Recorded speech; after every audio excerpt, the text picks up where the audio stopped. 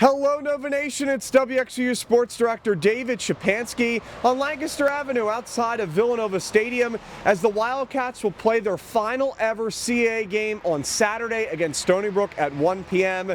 Should be a fun one. Villanova coming off of a confident victory against Towson where the Wildcats really played well in the second half. Jabril Mace broke a program record surpassing Brian Westbrook for individual rushing yards in a game. Mace had 291 rushing yards against Towson on Saturday in Maryland. He also had 4 rushing touchdowns. Villanova coming into this game having won 6 consecutive games, 20 home games here at Villanova Stadium, which is the longest active Karen home winning streak in the FCS. So Villanova playing some really good football, playing its best football at the right time, right? Getting ready for the playoff push. Really, it is the playoff push, getting ready for the playoffs coming up in the next couple of weeks. As for this Stony Brook team, the Seawolves come into this game with an overall record of 5-5 and 3-3 in CAA play. The Seawolves' 3 wins in conference play have come against Towson, UAlbany, and most recently North Carolina A&T. It was a blowout win, 2 for Stony Brook against North Carolina A&T, but the Seawolves have yet to have their big statement win this season. Stony Brook really broke on the scene last year. It was a great comeback story after struggling the year before.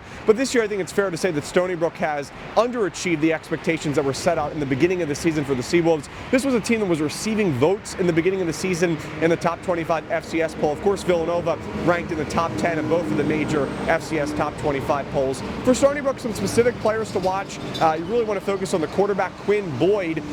In the offseason, Stony Brook picked up Chris Zealous from Hampton, who threw for 1,000 passing yards in each of the last 3 seasons, including this year. But Zealous has not played really for the last 3 or 4 weeks. It's unclear if he was benched or if he's dealing with some sort of injury, but regardless, Quinn Boyd will be the starting quarterback for Stony Brook here at Villanova Stadium on Saturday. Boyd is a redshirt freshman, but he's thrown for almost 900 passing yards this season. He has 5 passing touchdowns, no interceptions. He's really taking care of the football. But Villanova's defensive line has done a nice job to get pressure on the quarterback. They did it last week against Andrew Indorf for the Towson Tigers. I expect to see a very similar theme on Saturday here against Boyd, but he's off to a nice start in his college career. And then also Roland Dempster is probably the star of this team offensively. The running back, he has almost 1,000 rushing yards again this season, 12 rushing touchdowns, and he's averaging almost 5 yards a carry, a little bit more than 4.5. And anytime you have Roland Dempster on your team, you always know that Stony Brook has a chance to win. It's a big reason of why the Seawolves have been competitive this season. He really has the ability to disrupt any game. So Roland Dempster is definitely the star player to watch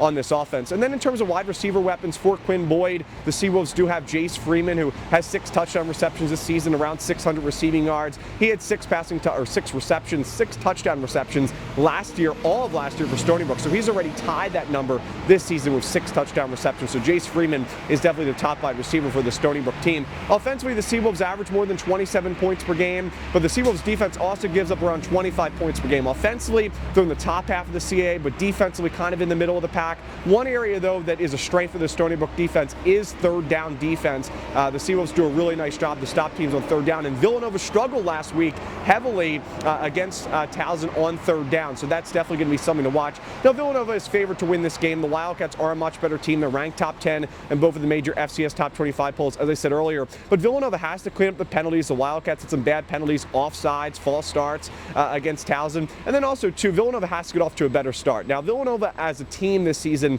as a whole has really been a second half team. The Wildcats have struggled in the first half. I think most of it last week against Towson was because Villanova was coming off the bye week. It was a road game, but also too, Villanova has to start better in the first half, especially offensively. And I think, just because Stony Brook is a more competitive team than Towson, Roland Dempster really does a great job of running the football. So this Stony Brook team is definitely competitive, and like I said, they are searching for their big win this season, and Villanova definitely has to be ready to come out of the gates here in the first half and at least play better than the Wildcats did in the first half of the game against Towson. They also, too, will keep an eye on the running back situation, right? David Abbott, Isaiah Ragland both had injuries on Saturday against Towson, which was a big reason why Jabril Mace had that big day, right? He was amazing in that game for Villanova, was Mace. But I'm sure the Wildcats would love to have Abbott and Ragland back. Ragland was dealing with an injury to his lip, had to get stitches, so he came out of the game. Abbott is dealing with some type of a bone bruise, according to Coach Ferrante earlier in the week. Don't have any current update on David Abbott. We'll see if he plays on Saturday, but it does seem like Isaiah Ragland is trending to playing on Saturday against Stony Stony Brook. So outside of the box office here,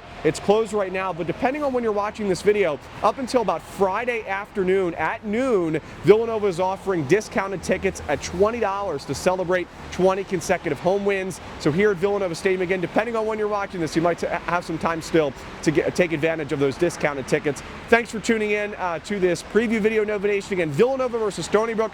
It's alumni weekend, football alumni weekend here at Villanova Stadium. The Wildcats looking to make it 21 consecutive home victories and pick up their 7th consecutive win. Thanks for tuning in. Have a great rest of your day. And as always, go Cats!